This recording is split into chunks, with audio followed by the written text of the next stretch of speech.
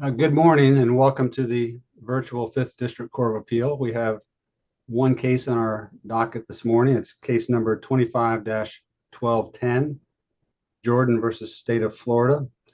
With me is Judges Edwards and Harris. My name is Scott Makar.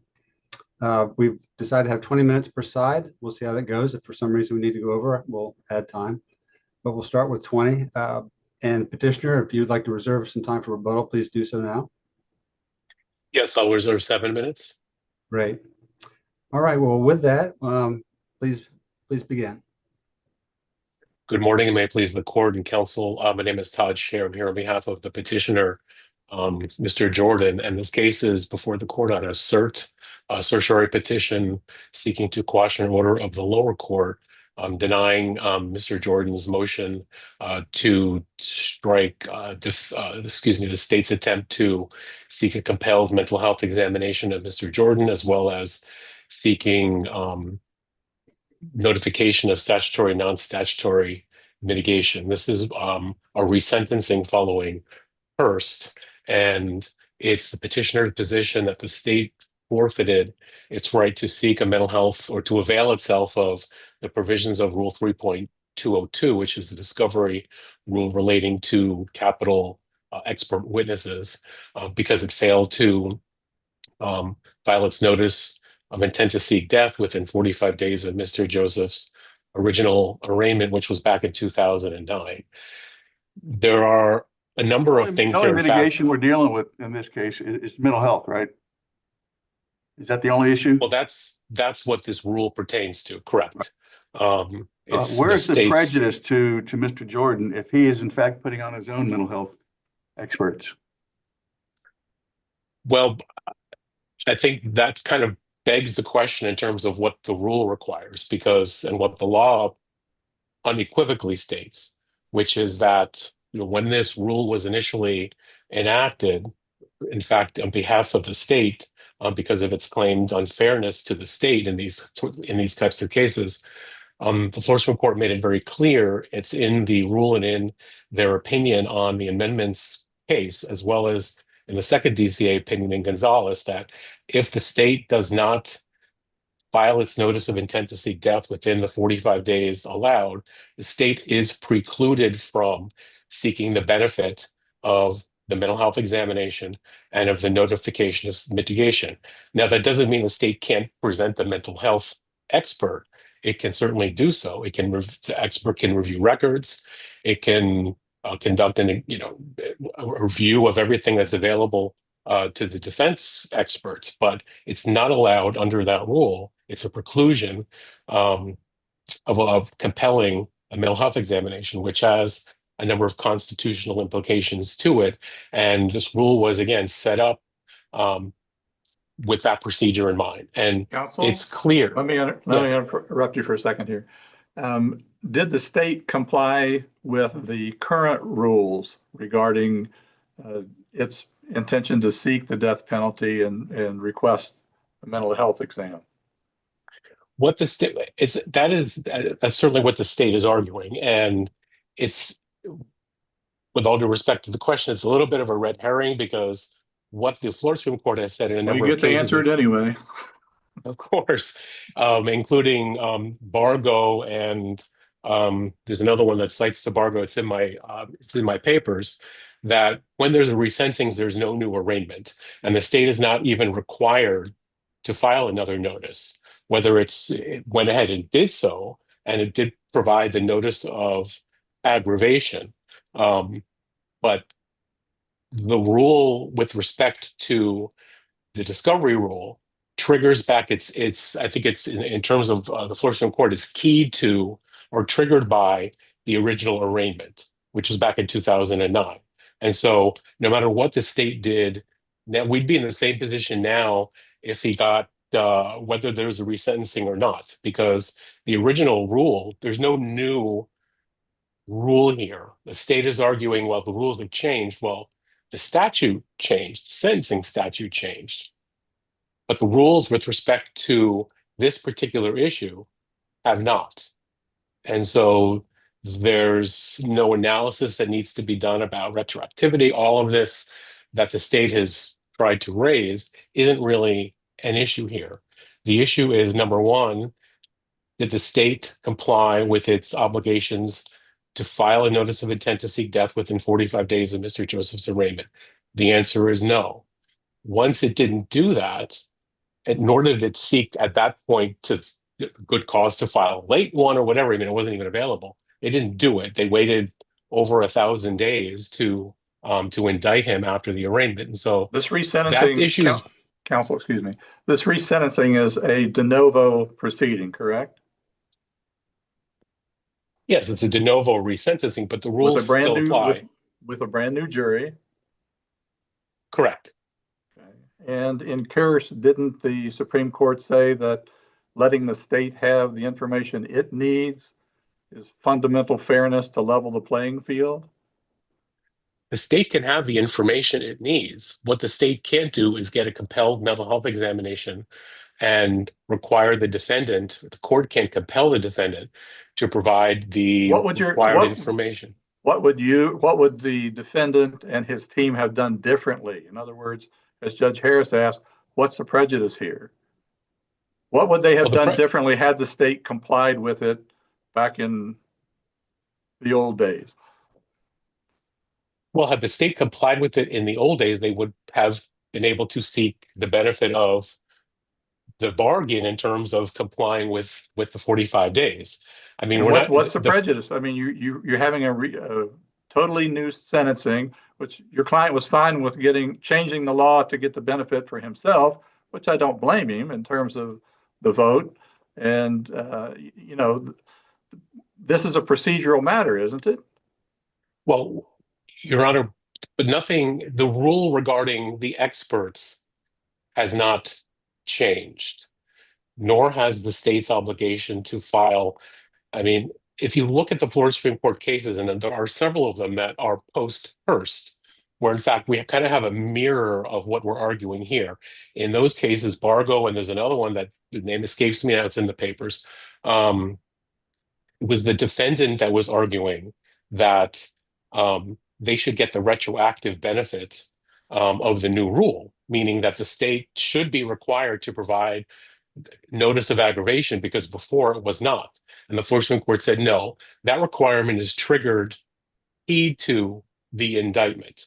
Back when the time of the indictment in those cases, the state was not required to do that. And so they're not required to do it here. They can, but they're not required to. And that's the same situation we have here. I mean, again, Gonzalez makes clear, and it's really the same exact procedural scenario we're in now, except that Gonzalez was not a resentencing. But again, it's our position that is really irrelevant in terms of this narrow particular issue that we're talking about here. Again, we're not saying the state. I'm sorry. Counsel, are you saying that Rule 3.202 is the same now as it was at the time of your defendant's initial sentencing? There's a change. Well, I thought you said the rules hadn't changed at all. No, except for Section A that talks about the timely notification, the timely filing of a notice of intent to seek death. The rest of the provisions with respect to mental health experts and what's required, which are tied to Section A, which again refer to 3.181, which is the notification or the notice of intent to seek death, that has not changed. Counsel, I may be looking at the wrong rule, but 3.202B, the one I'm looking at here, seems to say that the defendant gives notice 20 days ahead of trial whether they're going to present mitigation through mental health. Is that correct or not? Yeah, and I'm sorry, that has always been the case. If the state avails itself of filing the notice of intent to seek death within the 45 days, those benefits to the state, if the state seeks that, are only available to the state under Gonzalez if the state complies with its timely obligation to file the notice of intent to seek death. Okay, well, was there any doubt here that the state was intending to seek the death penalty all along from the initial trial to now? I don't know. I wasn't involved after the resentencing, but certainly No, they did file a note of it, their intention to seek death, certainly right when relief was granted in post-conviction. But that's missing. 3.181 says, if the prosecutor intends to seek the death penalty, the notice must be given within 45 days of arraignment, correct? That's correct, and they did not do that here. That's what I just asked you. Were you on notice, was the defendant on notice the entire time that the state intended to seek the death penalty? Yes, but they didn't file the notice within 45 days.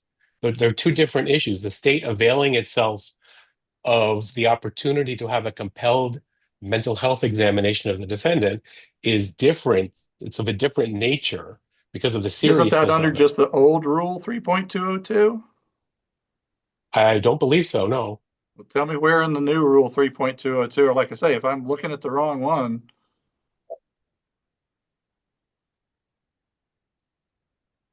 This one says the corrected dates is 2016 for the 2016 amendment. Right. I'm looking there, and if you'd like to, so we don't use up. Why don't we take a little quick time out, Judge Makar, if that's all right, and to our clerk, just take a short time out here.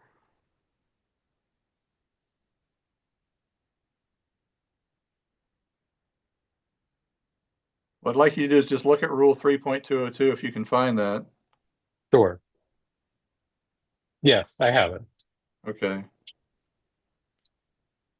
We can stay off the clock for just a second while you take a look. What I'm asking you is, in the new 3.202, is there a time limit there other than the defendant being required to give its notice of intent to present mental health mitigation 20 days before trial?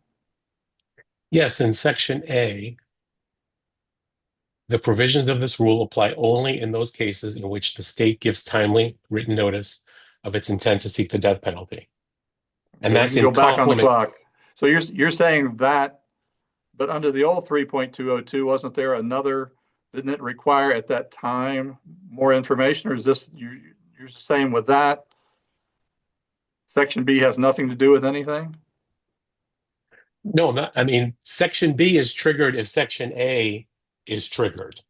Section A used to have the 45-day language. That was changed to refer to timely written notice instead of 45 days. And if you look at Rule 3.181, the 2016 amendment, in the committee note, it says this is a new rule in response to legislation and intended to complement the new 3.202. And so, and your client's first trial was in 2013, correct? I believe so. He was indicted in 2009. Crime was around 2009, I think. Or he was charged in 2009. He was tried in 2013, convicted and sentenced to death. So 3.181 didn't apply yet, correct? It didn't exist yet. Correct. Back then, the state was not required to provide notice of aggravating circumstances. It works. That's correct. 3.181 as it reads, as is currently, did not exist at that time, did it? It was added? I believe it did, with the exception of it did not require the state to provide notice of aggravating circumstances. That was added after Hearst. Okay.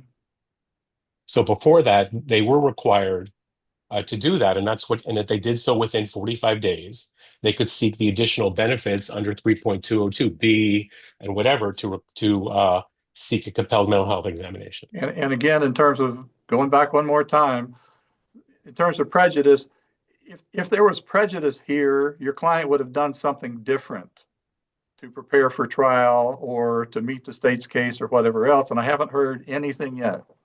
Well, the prejudice is, it hasn't happened yet. The prejudice says that he would be required to sit for a compelled mental health examination by a state expert, which the rule clearly and the case law clearly provides he's not required to, because the state didn't comply with the rules. And nor would the state be allowed to be provided with confidential work material in terms of the specific statutory and non-statutory mitigating circumstances they would intend to present at a resentencing. This is it's a pre-trial matter here, so that's the imminent prejudice, which is why I think this court should hear this case, obviously, and determine it on the merits, because that's the prejudice. Aside from the fact that the rules apply to both sides, and the undisputed, unbroken line of cases holds that if the state fails to file its notice of intent to seek death within 45 days, it's not allowed to get the benefit of that rule. And the law is also clear from the Florida Supreme Court that a resentencing, there is no arraignment. So the state didn't choose to avail itself the first time. They've waived it now.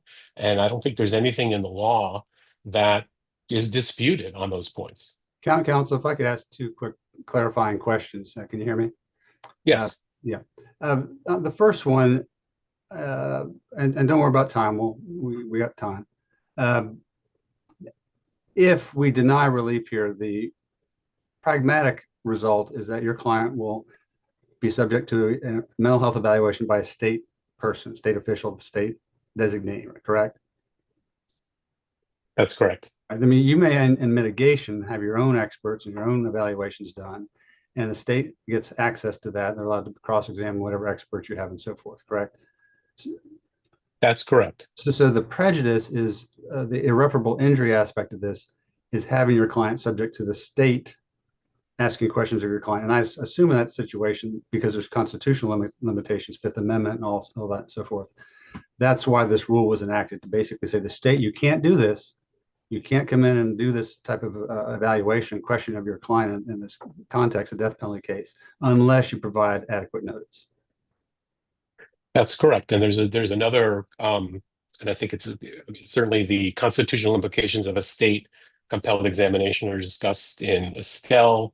And in fact, that's why this rule took so long to write, because it's complicated in terms of, a court rule requiring a compelled state mental health examination. And also what the second DC in Gonzalez refers to as, in terms of the second thing besides the mental health examination, is the written notice of the statutory and non-statutory mitigation that the defendant would intend to present. That's work product, confidential work product at this point. And so that was the other harm that the Gonzalez court referred to in quashing the order there regarding the mental health examination. Yeah, the other quick question is, we're in certiorari here, and the standards are different in certiorari. So you have to show a departure from the essential requirements of law. What, in a nutshell, can you point to provide as clearly established precedent or rule or statute that gives you the ability to get relief under certiorari as a departure from the essential requirements of law? Well, the case, Gonzalez, Fargo, the cases, first of all, like I said, there's no case that doesn't say that the state can get around the 45-day rule if it doesn't comply within 45 days of the arraignment, number one. Number two, there's an unbroken, undisputed line of cases that address the fact that at a resentencing, there is no new arraignment. And so the provisions of any of the new 2016 rules, for example, the notice that the state has to now provide aggravators,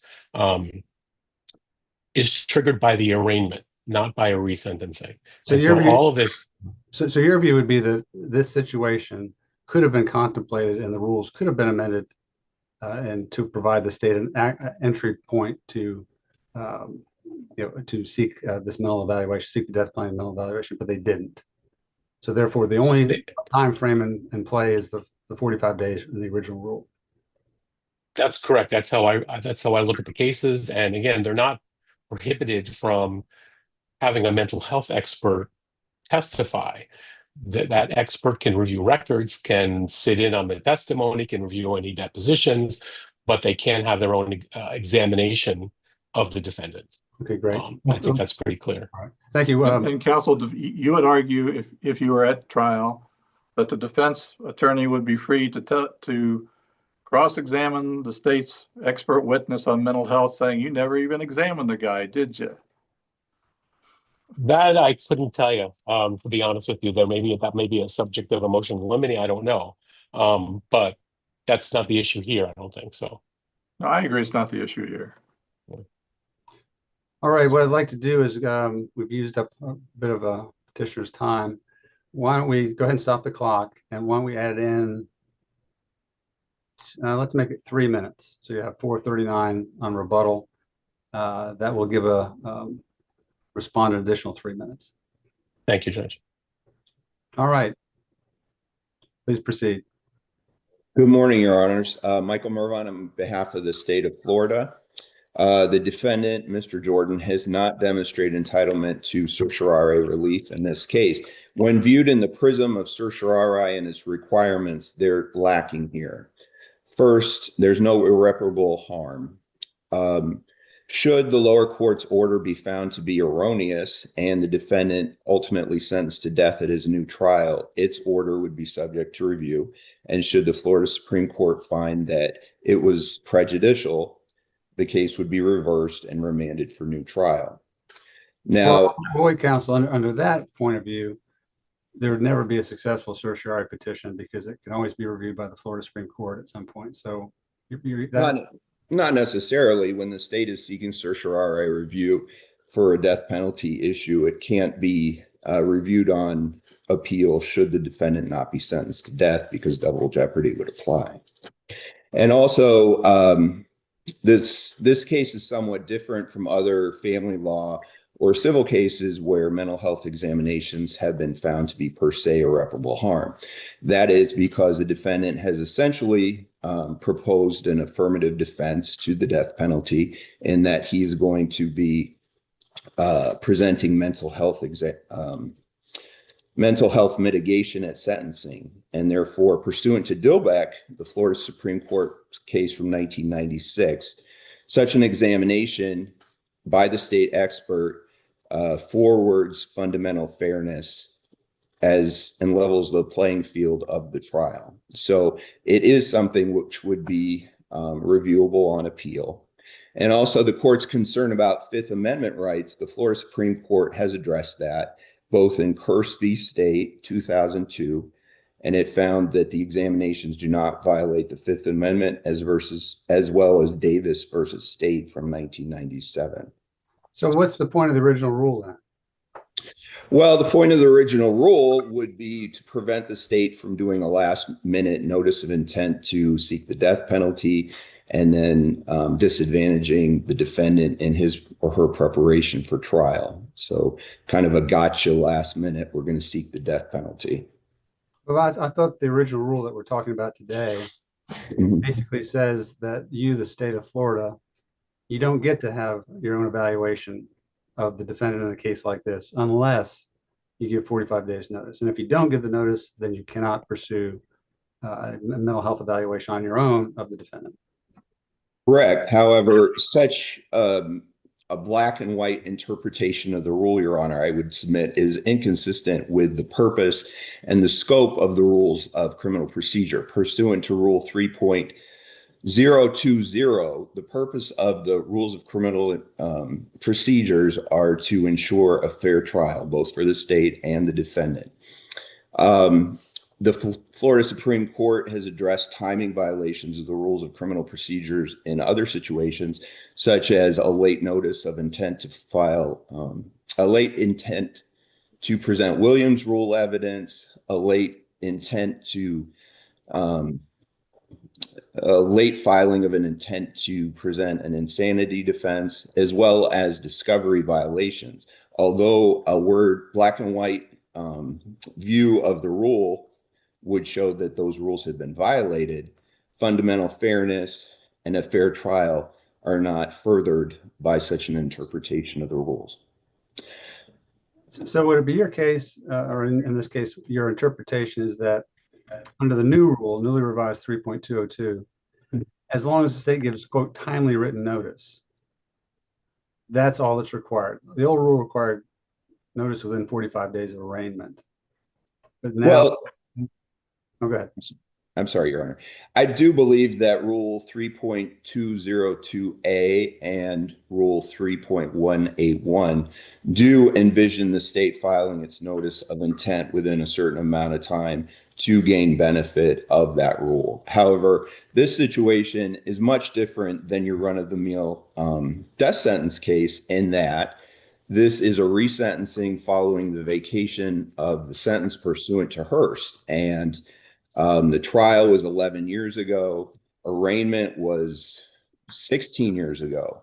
So the defendant is not prejudiced by having a mental health examination by a state expert. This isn't a case where the state filed a last-minute notice of intent. The defendant doesn't have an opportunity to prepare for trial. And so pursuant to Dilbeck and the purpose and the scope and the intention of the rules of criminal procedure, there's been no certiorari irreparable injury in this case. Well, we're 16 years after the crime, and what, 12 years after the original trial. What would the focus be of the mental health examination? Would it be of Jordan's mental health at the time of the crime or at the time of potential execution? Or I'm wondering about that. Well, I would presume that mental health mitigation could be presented both to show that the defendant is a new person and therefore not death. The death sentence wouldn't be warranted, and also to show whatever mental health mitigation at the time of the crime. So I think mental health mitigation can be presented for both of those purposes. Counsel, does a harmless error analysis apply to this case? Well, it would on direct appeal. And again, that goes back to whether there's irreparable harm, because should the lower court's order found to be erroneous and prejudicial by the Florida Supreme Court upon direct appeal, should the defendant be sentenced to death again, then obviously it would reverse and it would remand for a new trial. So again, the Florida Supreme Court's analysis would include a harmless error analysis. In terms of the new rule under 3.20, the current 3.202, it seems like the time frame is rather compressed. In other words, if the defendant wants to use mental mitigation issues, he or she must give notice not less than 20 days before trial. If the defendant is convicted and the state does intend to pursue the death penalty, within 48 hours after conviction, the state has to move for and then can have a mental health exam for the penalty phase, correct? That's correct. When the rule was initially implemented back in 2009, the comments by the Florida Supreme Court indicated that the timing was appropriate because it didn't want the defense to waste money in preparation of mental health mitigation if the state was not going to pursue the death penalty. So I think that's the reasoning behind the timing. But I mean, the needless spending of money, I think, is quite different than material harm and an essential departure from the essential elements of the law. But in terms of looking at this just as a discovery case, in other words, by the state being permitted to do its mental examination of the defendant, you're getting information that the defendant says you're not entitled to, which typically turns into the cat's out of the bag situation, which in civil cases, certainly that's the typical case for when certiorari would be granted. Why isn't that the case here? One, again, he's basically proposing, and he's going to present an affirmative defense to the death penalty. The Florida Supreme Court has held that the state's examination of the defendant is a matter of fundamental fairness, which doesn't violate the Fifth Amendment. And further, the defendant has been tried before. At that prior trial, he had multiple mental health experts who testified on his behalf. Their testimony is detailed in the Florida Supreme Court's decision, which affirmed the judgment and sentence. So this case is quite different than the cat out of the bag situation, which family law cases or civil law cases present, where a person's privacy is being violated and there might be consequences of this mental health mitigation being released where it is not proper to elicit it. The state filed its notice in this, the second, or the, filed the notice in 2017 is what my notes say. Does that sound about right? It filed its second notice, and that might have been cumulative and redundant. It Okay. filed, yeah. But I think, oh, go ahead. I think it did it in an abundance of caution. The original notice was untimely. It was filed in 2013, about 3.5 years after arraignment. But then again, it filed the second one even before the post-conviction court granted Hurst relief, because I think it was anticipating and it wanted to put the defense on notice that it was in fact going to seek the death penalty again. And I think Rule 3.202 had been revised in 2016, I believe. So that means the state's notice was after the rule had been changed. So to provide timely written notice. Right. However, the defendant wasn't rearraigned, so the arraignment date would remain the same, even though the state filed its notice. Do you have any idea why it took, I mean, it's 2017. We're in 2025. It's been 8 years. Mm-hmm. What's been going on in this case? Well, the Florida Supreme Court addressed different post-conviction issues and affirmed both the finding of Hurst relief as well as the denial of other post-conviction claims which the defendant had made. And, unfortunate delays in pretrial might be typical in death sentence cases. Okay, so the resentencing has been put on hold pending those other post-conviction matters? No, those have been decided and resolved by the Florida Supreme Court after the circuit court issued its order. So it's definitely before the circuit court and it's ripe for retrial. Is there a date set for the sentencing hearing? Resentencing hearing? I was looking for that yesterday. When I wrote my response, I thought it was in January 2000 of next year, January 2026. However, in my notes looking at yesterday, I didn't write it down correctly, so I apologize to the court. That's fine. It's not particularly relevant. I'm just kind of curious, given the cases approaching 2 decades. Okay. Finally, Your Honors, the state would submit that there's been no departure from the essential elements of the law. Departure from the essential elements of the law is more than legal error. It's a departure from established legal principles which will result in manifest injustice. And my argument concerning manifest injustice is basically why there's no irreparable harm in this case. Further, I would argue to the court that Gonzalez v. State, the second district's case, is distinguishable from this in that it was not a resentencing after the vacation of a death sentence. And also there was not this great lapse of years between the arraignment, the notice of the intent to seek the death penalty, and the death penalty sentencing trial. So for all those reasons, Your Honor, we would ask the court to deny the petition for writ of certiorari. All right. Any other questions? All right. Well, thank you very much. Thank you. All right. You've got 439 left. Is that right? Marshall, is that 439 left for the petitioner? That's what it looks like, Judge Maker. Okay. Yes, great. Your Honor. All right. Well, please proceed then. Can I I don't even think it'll take that long, just a couple of issues.